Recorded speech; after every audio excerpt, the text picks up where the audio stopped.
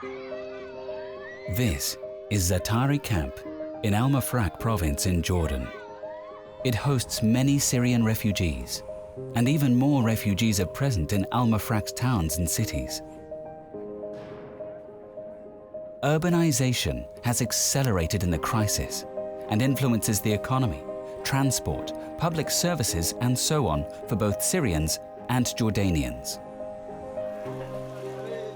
How does one plan for this area if we do not know what the situation will be like in 2026? How can current work on infrastructure and services also generate longer-term value? A project by the City of Amsterdam and VNG International is adding municipal spatial planning to the humanitarian effort.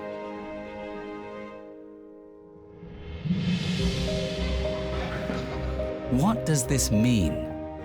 There are different levels of spatial planning. There is the level of the camp, its grids of roads and sewers, and the location of the hospital, the supermarket, etc. Then there is the level of the camp and its adjacent towns, their connections and layout. Housing here, commerce there, industry there. And there is the level of the province, situated at an international trading crossroads. This is an animated model of the camp made by Amsterdam's Spatial Planning Department. Za'atari camp gives structure to the space. The camp's infrastructure will remain for a long time after the tents and cabins are gone. Both the camp and the province stand to gain greatly if investments made now remain useful in the future. How fine or coarse should the grid of roads and services be? What are good places for shops and for the hospital? We will still need shops and a hospital if Za'atari camp eventually becomes a residential area. This is what this may look like in 2026.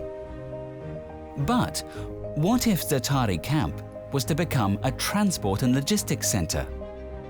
This is what that may look like in 2026.